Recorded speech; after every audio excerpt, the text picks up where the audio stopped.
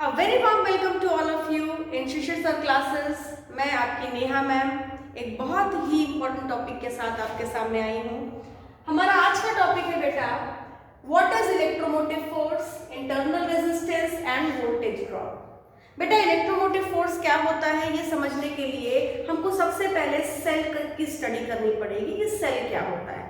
आपको याद होगा मैंने बताया था बेटा कि सेल का जो डिनोशन होता है वो ये होता है ना। Cell is denoted by this symbol. इस सिंबल का क्या मतलब है?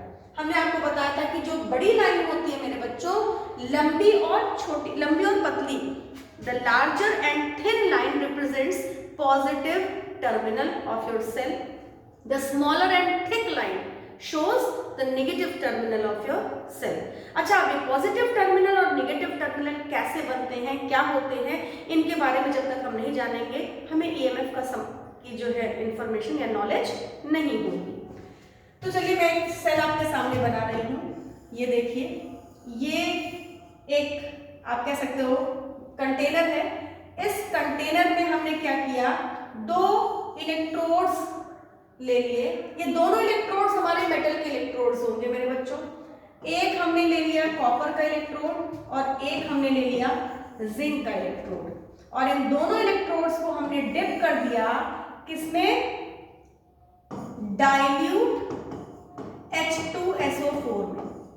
बेटा ये इलेक्ट्रोलाइट का काम करेगा हमारे सेल के लिए। हमने इस सेल को किसमें डिप कर दिया है, एक इलेक्ट्रोलाइट में जिसका नाम है H2SO4। इलेक्ट्रोलाइट क्या होता है? इलेक्ट्रोलाइट एक ऐसा केमिकल कंपाउंड होता है जो आयंस में ब्रेक होने की एबिलिटी रखता है। जो आयंस में ब्रेक हो सकता है जब इलेक्ट्रिसिटी पास की जाए, तो that chemical compound that can be ionised are called as electrolytes. जो आयनाइज नहीं हो सकते वो नॉन इलेक्ट्रोलाइट्स होते हैं। तो हमने डायरेक्ट H2SO4 को इलेक्ट्रोलाइट के रूप में यूज किया और यहाँ पर कॉपर प्लेट लिया और जिंक प्लेट लिया। अच्छा, अब कॉपर और जिंक में दो के दोनों मेटल्स हैं और मेटल्स की टेंडेंसी क्या होती है, इलेक्ट्रॉन्स को डोनेट करना। अब जब दो के दोनों ही इलेक्ट्रॉन्स डोनेट करने लगेंगे तो एक पॉजिटिव और एक नेगेटिव कैसे बनेगा, सवाल ये पैदा होता है। तो बेटा यहाँ पर इस सवाल का जवाब आपको आपकी केमिस्ट्री देगी। केमिस्ट्री में एक इलेक्ट्रोकेमिकल सीरीज हम लोग पढ़ते हैं। उस इलेक्ट्रोकेमिकल सीरीज में हम ढेर सारे मेटल्स को सेट करते हैं according to their reducing property, reduction potential इसे हम कहते हैं। ठीक है, तो जब हम टॉप टू बॉटम आते हैं, जब आप इस सीरीज को पढ़ेंगे तो टॉप टू बॉटम आने में आपका जो जिंक है वो पहले पड़ेगा और कॉपर बाद में, और टॉप टू बॉटम आने में हमने जो सीरीज सोच रखी है मेरे दिमाग में जो चल रही है वो टॉप टू बॉटम में रिड्यूसिंग प्रॉपर्टी इंक्रीज करती है। जिंक पहले आ रहा है, कॉपर बाद में आ रहा है। इसका मतलब कॉपर की रिड्यूसिंग प्रॉपर्टी ज्यादा है और जिंक की रिड्यूसिंग प्रॉपर्टी कम है। इसका मतलब इन दोनों मेटल्स में से एक जने रिड्यूसिंग एजेंट, एक रिड्यूसिंग प्रॉपर्टी पर काम करेंगे और एक जने ऑक्सीडेशन की प्रॉपर्टी पर काम करेंगे। दो मेटल्स में से अब हम एक जने को रिड्यूस कराएंगे, रिडक्शन कराएंगे, और एक जने को ऑक्सीडेशन कराएंगे, एक जने का ऑक्सीडेशन कराएंगे। अगर आपको पता है, अगर आपको याद है तो शायद आपको पता होगा कि रिडक्शन का मतलब क्या होता है। रिडक्शन का मतलब होता है एडिशन ऑफ इलेक्ट्रॉन्स, माने इलेक्ट्रॉन्स ऐड होते हैं, और ऑक्सीडेशन का मतलब होता है, ऑक्सीडेशन का मतलब होता है रिमूवल ऑफ इलेक्ट्रॉन्स, इलेक्ट्रॉन बाहर निकलता है। तो अब किस प्लेट पर रिडक्शन होगा और किस प्लेट पर ऑक्सीडेशन होगा ये तो कंफर्म हो गया। हमारा कॉपर प्लेट रिडक्शन शो करेगा।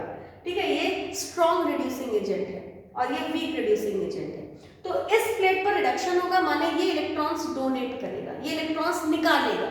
तो जब ये इलेक्ट्रॉन्स निकालेगा तो ऑटोमेटिकली ये पॉजिटिव इलेक्ट्रोड बन जाएगा मेरे बच्चों।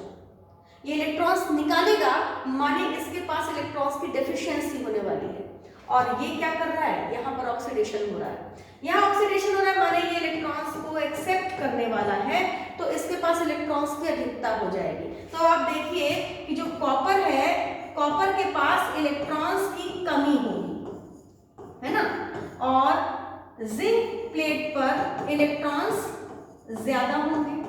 आपको पता है कि इलेक्ट्रॉन्स की कमी को हम हायर पोटेंशियल बोलते हैं, हायर पोटेंशियल बोलते हैं, और इलेक्ट्रॉन्स की अधिकता को हम लोअर पोटेंशियल बोलते हैं। If I am not wrong, you have studied this concept in current electricity. Current electricity में आपने कॉन्सेप्ट अच्छे से पढ़ रखा है। तो अब आप देख सकते हैं कि इस इलेक्ट्रोलाइट ने किया क्या। इस इलेक्ट्रोलाइट ने इन दो के दोनों इलेक्ट्रोड्स को डिफरेंट पोटेंशियल्स पर सेट कर दिया है। Copper at higher potential and zinc at lower potential. अब दोनों डिफरेंट पोटेंशियल पर अगर सेट हो गए हैं बेटा, तो जाहिर सी बात है इलेक्ट्रॉन्स के मूव करने की टेंडेंसी यहीं से शुरू हो जाती है। अभी आप देखेंगे कि दोनों का कॉन्सेंट्रेशन डिफरेंट है, दोनों का पोटेंशियल डिफरेंट है, लेकिन इस डिफरेंस इन पोटेंशियल का कोई हम यूज नहीं कर रहे हैं। तो इस समय जो पोटेंशियल का अंतर है, उसी पोटेंशियल के अंतर को हम ईएमएफ के रूप में जानते हैं। तो ये ईएमएफ क्या है? ईएमएफ हमारे सेल का पोटेंशियल है। कब? जब हमने इस सेल को यूज करना शुरू नहीं किया है। मींस जब हमने इस सेल से करंट को ड्रैग करना नहीं शुरू किया। मींस जब सेल से हम करंट को ड्रॉ नहीं कर रहे हैं, तो इस सेल के पास कुल जितना पोटेंशियल डिफरेंस है, उसी को हम इलेक्ट्रोमोटिव फोर्स या ईएमएफ के नाम से जानते हैं। आप देखिए बेटा, इसके पास इलेक्ट्रॉन्स की कमी है, तो ये इलेक्ट्रॉन्स खींचने की टेंडेंसी रखेगा। इसके पास इलेक्ट्रॉन्स अधिक है, तो ये इलेक्ट्रॉन्स को देने की टेंडेंसी रखेगा। अगर आपने इन दोनों डिफरेंट पोटेंशियल डिफरेंस को किसी भी रेजिस्टर से कनेक्ट कर दिया, तो ये क्या तबाही मचाएगा, जरा ध्यान से देखिए। अब मैं आपको बताने जा रही हूं कि इलेक्ट्रिक करंट में करंट इलेक्ट्रिसिटी फ्लो कैसे करती है। ये पोटेंशियल डिफरेंस कैसे इलेक्ट्रिक करंट को फ्लो करने में पार्टिसिपेट करेगा। देखिए, अभी तक आपने क्या देखा? अभी तक आपने देखा कि एक इलेक्ट्रोड पॉजिटिव, एक इलेक्ट्रोड निगेटिव, और ये कॉन्सेंट्रेशन हमारा इलेक्ट्रोलाइट की मदद से हमने क्रिएट किया था। ये डाइल्यूट H2SO4 है, इसमें पानी मिला हुआ है। जैसे ही बेटा इसको आपने एक्सटर्नल सर्किट से कनेक्ट किया, ये रेजिस्टर है, अच्छा खासा रेजिस्टर शांति से पड़ा हुआ था। कोई भी कंडक्टर आप ले सकते हैं, आप कॉपर की रॉड ले सकते हैं रेजिस्टर के रूप में।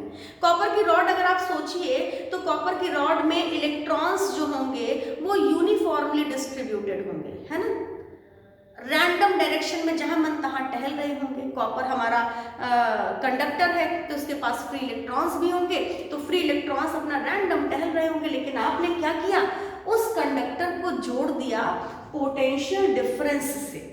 किसके पोटेंशियल डिफरेंस से? सेल के पोटेंशियल डिफरेंस से। सेल जो अधिकता और कमी से पीड़ित था, वो सेल जो यहाँ पर इलेक्ट्रॉन, एक जन इलेक्ट्रॉन चाहते थे कि मुझे मिल जाए, और एक जने के पास इलेक्ट्रॉन्स की एक्सेस थी, लेकिन कोई रास्ता नहीं था कि यहाँ से इलेक्ट्रॉन यहाँ पर पहुंचाया जाए। तो अब आपने वो रास्ता दे दिया।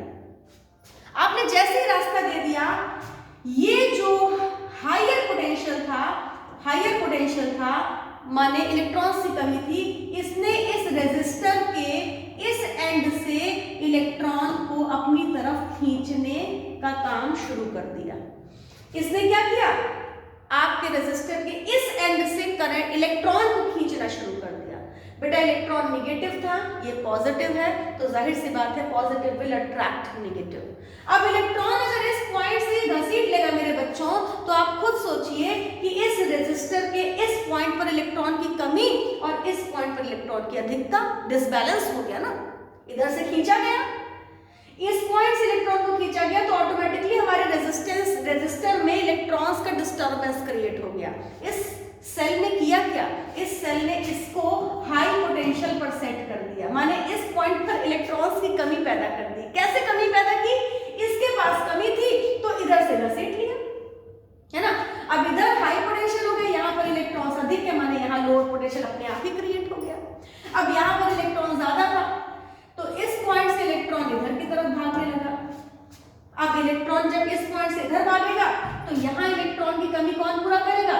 यहाँ पर इलेक्ट्रॉन ज्यादा है, तो यहाँ से इलेक्ट्रॉन यहाँ भागेगा। क्यों भाई, समझ में आ रहा है कि नहीं आ रहा?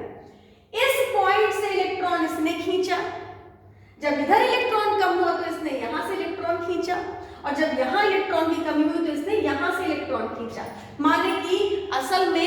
इलेक्ट्रॉन दे कौन रहा है? जिसके पास इलेक्ट्रॉन बहुत ज्यादा है, जो लोअर पोटेंशियल पर यहाँ सेट हो चुका था।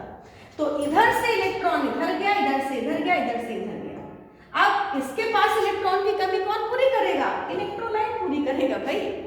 धीरे धीरे इलेक्ट्रोलाइट इसकी सप्लाई पूरी करता रहेगा, ये इधर सप्लाई करता रहेगा, ये इधर सप्लाई करता रहेगा, ये इधर सप्लाई करता रहेगा, और इस तरीके से धीरे धीरे हमारा इलेक्ट्रोलाइट खत्म होता चला जाएगा और हमारी बैटरी मर जाएगी, डेड हो जाएगी, बैटरी खत्म, इलेक्ट्रोलाइट खत्म, तमाशा खत्म, है ना।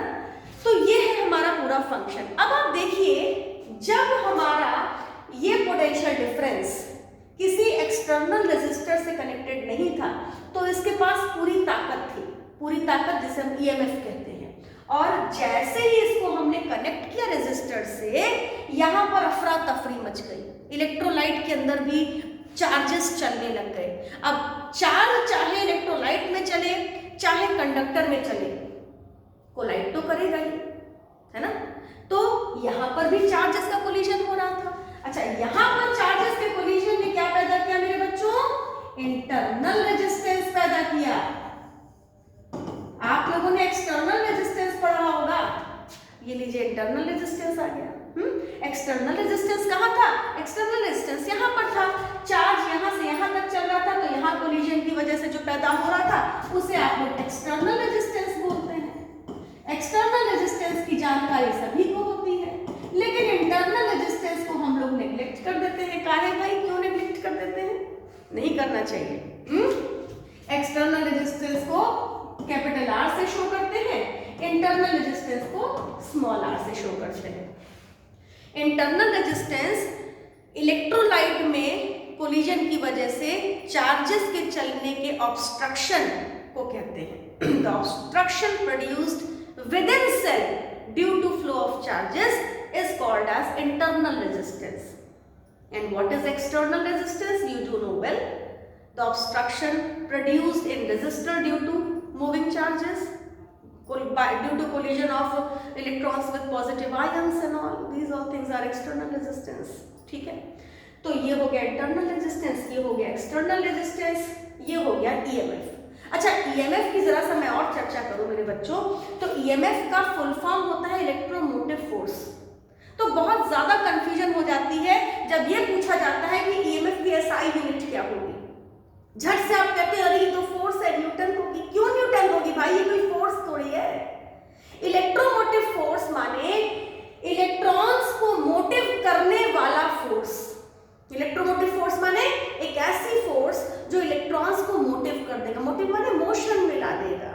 एक ऐसा फोर्स जो इलेक्ट्रॉन्स को मूव करा देगा। तो एक ऐसा फोर्स जो इलेक्ट्रॉन को मूव करा दे, वो फोर्स होता क्या है? इलेक्ट्रॉन्स को मूव कराने की हिम्मत किसके अंदर है? डिफरेंट पोटेंशियल डिफरेंस की एबिलिटी है इलेक्ट्रॉन्स को मूव कराने की। अगर पोटेंशियल डिफरेंस में अंतर, अगर पोटेंशियल में अंतर है तो ही इलेक्ट्रॉन चलेगा। तो माने ये ईएमएफ पोटेंशियल का अंतर पैदा करा रहा है, इसलिए ईएमएफ को वोल्टेज ही बोलते हैं, पोटेंशियल ही बोलते हैं। तो इसकी एसआई यूनिट भी वोल्ट होगी। ये बात समझ में आ गई आपको? अच्छा, अब एक बात और, पोटेंशियल ड्रॉप या वोल्टेज ड्रॉप क्या होता है? एक एग्जांपल मैं आपको दूंगी। सपोज कीजिए आपने 100 जूल की एनर्जी कंज्यूम की। आपने कुछ खाना खाया, कुछ कैलोरीज ली आपने।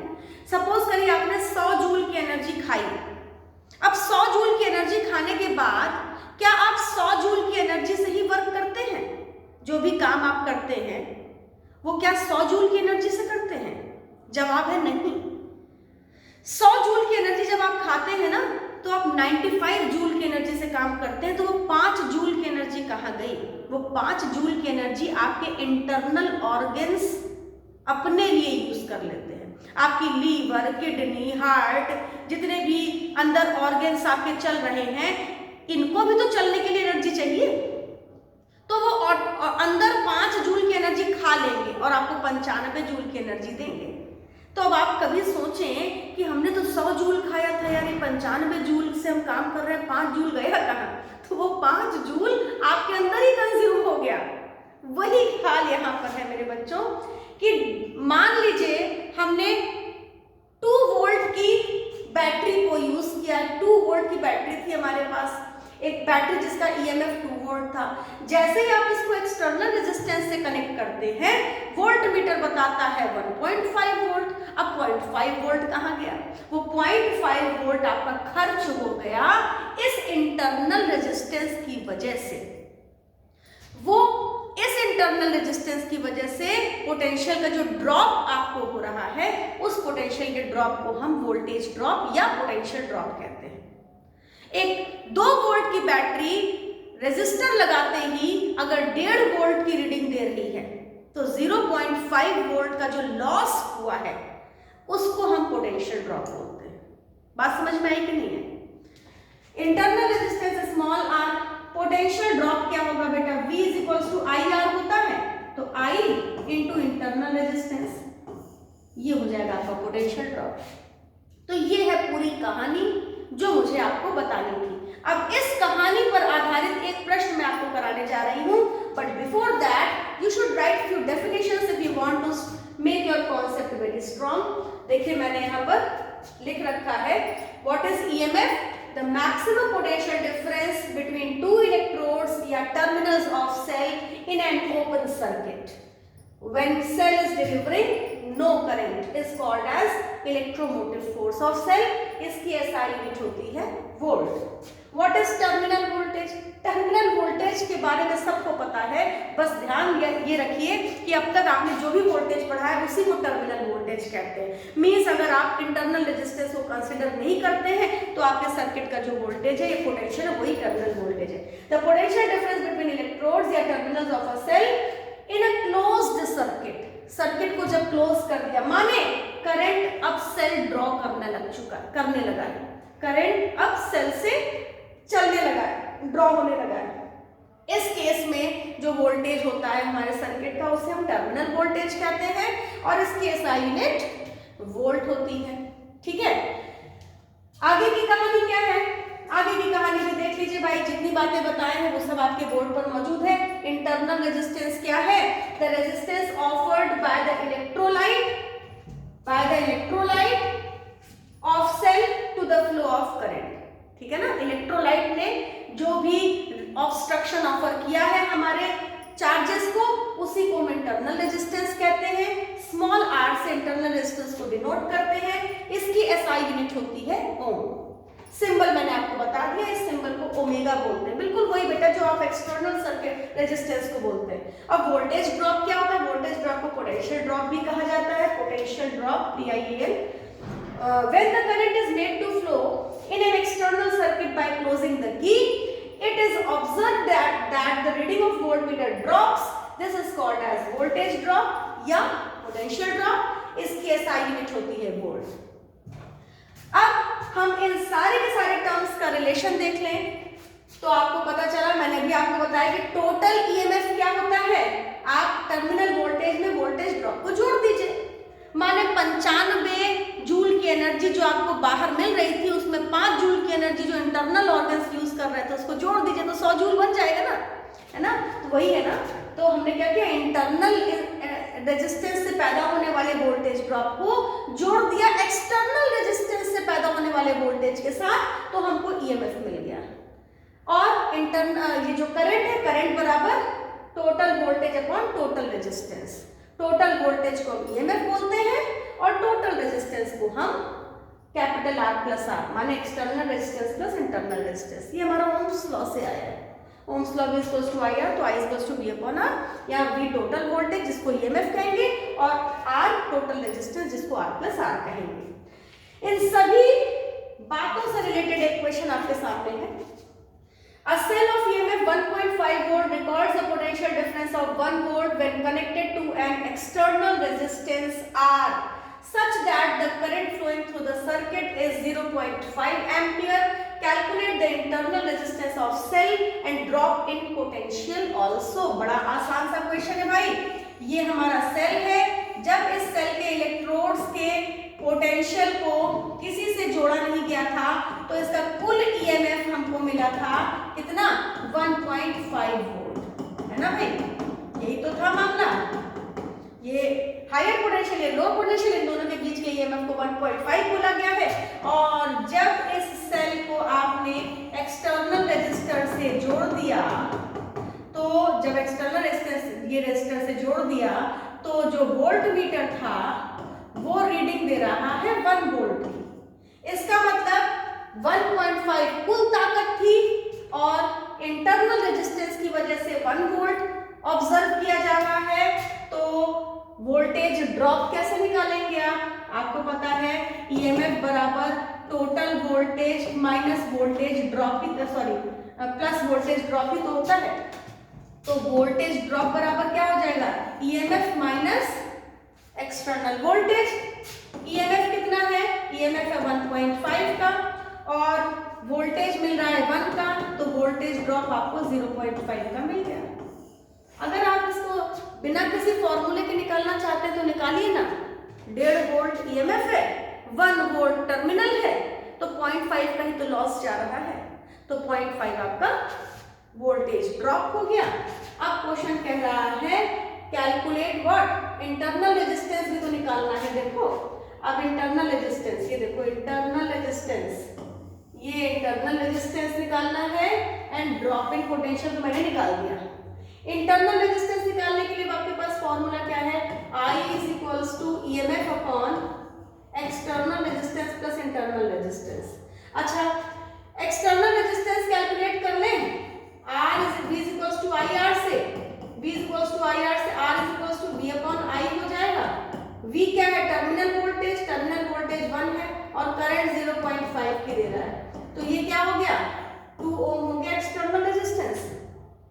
बोलो भाई, एक्सटर्नल रेजिस्टेंस पता चल गया, इंटरनल निकालना, अब सारी वैल्यूज रख दीजिए।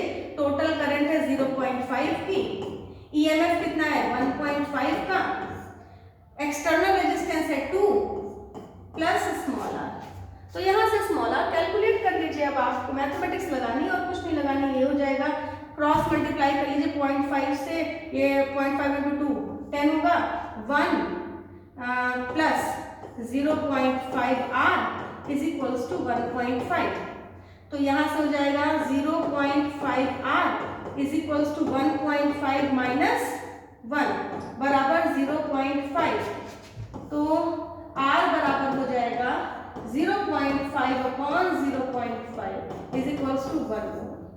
तो इंटरनल रेजिस्टेंस कितना हो गया 1 ओम हो गया। तो इस तरीके से अगर आपके कॉन्सेप्ट्स क्लियर हैं तो सवाल मुंहजबानी भी निकलते हैं और फॉर्मूला आप खुद भी क्रिएट कर सकते हैं। तो मिलते हैं नेक्स्ट टॉपिक के साथ और ढेर सारे कॉन्सेप्ट्स को लेते हुए न्यूमेरिकल्स को पढ़ेंगे अगली class. Thank you so much. Doubts पूछते रहिए, हम आपके डाउट्स क्लियर करते रहेंगे। Have a nice day.